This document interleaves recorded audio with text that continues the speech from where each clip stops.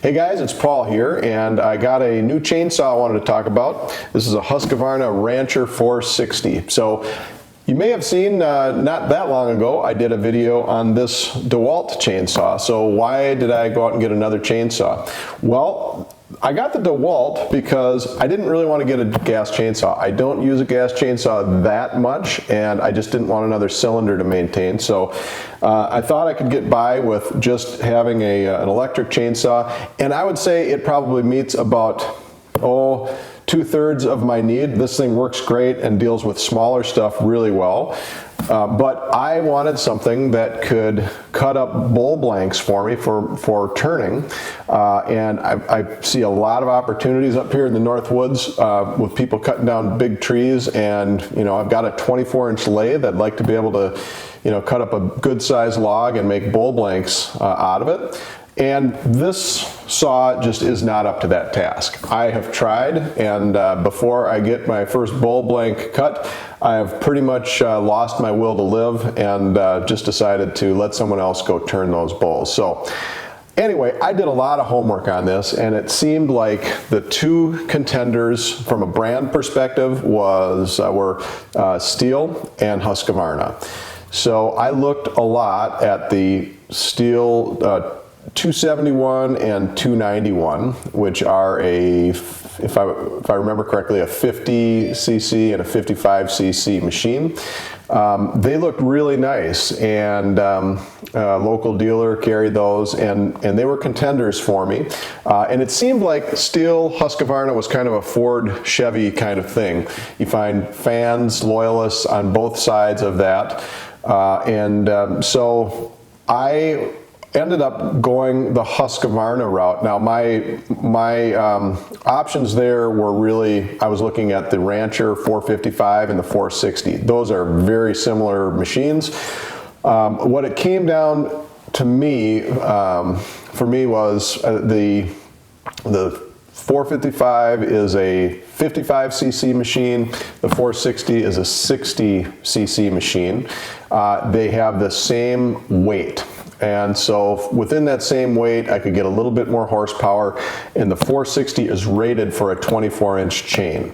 Now, for the most part, I don't believe that I'll need a 24-inch chain for the trees that I would be cutting down or bowl blanks that I'd be cutting up. But I like the option in case I ever want to set up a mill with this. If you haven't checked out Izzy Swan's homemade mill that he built for $50, check that thing out. And he uses a Husqvarna Rancher and is slabbing up some good sized logs. So it's definitely, if you're going to be putting that kind of load on it, the additional horsepower would be really nice. So anyway, I wanted the option of having a 24-inch chain. I got this unit with just a 20-inch chain.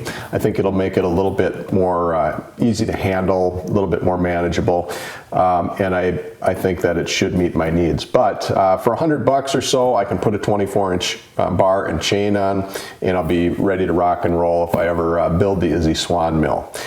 So what I'm going to do in this video is just basically take this out of the box, put it together, and then I'll go out and see if I can get something to cut up, share some initial impressions with you.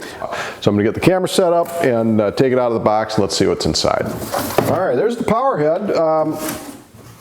It's substantial, but not crazy heavy. Overall, the unit weighs in at a little over 12 pounds, which is, it seems manageable to me. I think, for what, certainly for what I would use it for. A couple of initial observations. Boy, this is a pretty robust set of bucking spikes on here. I really like that. A couple other features, I guess, that kind of caught my attention when I was researching. This decompression button to make it start easier, which takes about half the compression off of the motor as you're starting it.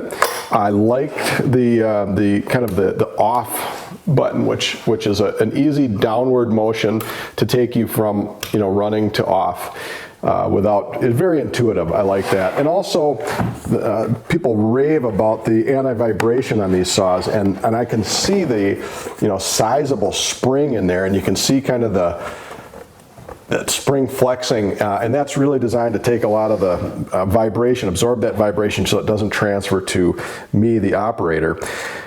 So that is kind of meets my expectations so far. Let's see what else we have in here. A guard, a 20-inch bar, and a chain. Now I thought that it said that there was going to be some 2-cycle oil in here, at least one container of that, which I really don't care that there's not. I'm going to use this pre-mixed stuff, at least for now. I'd like to hear your opinions on this. It seems like kind of a safe way to play it, although god-awful expensive. This has cost me $18, and it's not even a full gallon. So it's not sustainable, in my opinion, if you'd be using this a lot. Certainly if you were a logger, you'd be spending an awful lot of money burning this fuel, unless you think it's worth it. So I'd like to hear opinions on that. For now, I think that fuel, and they claim it has years of shelf life, so we'll see. I think I'm going to use that at least for now. All right, so I'm going to go ahead and pull the clutch cover off of here and install the chain and bar. Make sure that the chain brake is back for this, or else it can be very difficult to get the clutch cover back on, from what I understand.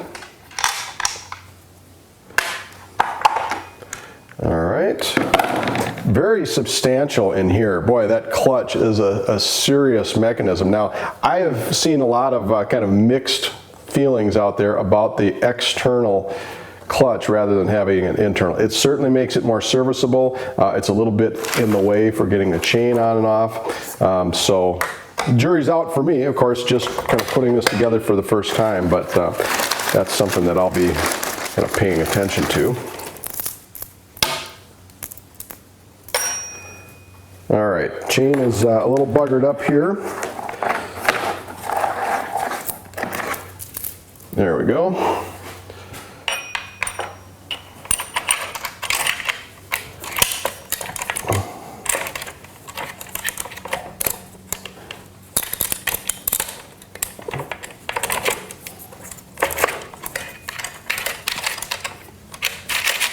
All right, it goes on pretty easy. That external clutch doesn't bother me too much at this point, so we'll see.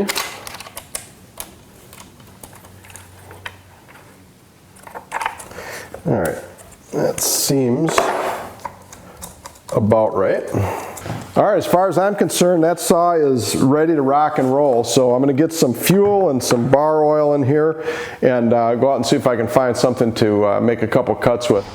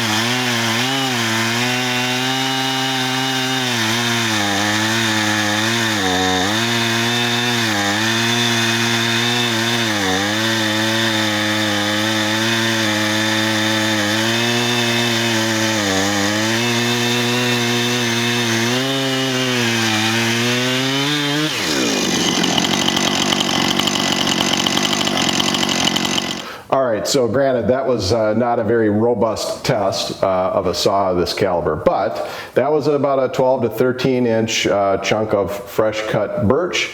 I did one cross cut and then one rip, which is basically how I'll be using the saw a lot for bowl blanks. And granted, I don't have a ripping chain on. I'm going to order up a ripping chain and test each way and see which I like best. But what I found was the initial start took a good number of pulls. I guess it doesn't surprise me or disappoint me too much out of the box. I'll see how it is after some use. I'm optimistic that it will be a good starting saw. So I guess with this quick test, initial validation that it feels like it certainly has the capabilities to do what I want a chainsaw to do. And I will do another video after I have a better chance to put it through its paces and rip more bowl blanks and do cross cutting. I'll try to find a good sized tree to buck up with this and see how it performs. So with that, thank you for watching. Hope you'll subscribe to the Tool Metrics channel and come back and check out the deep dive when I get that up.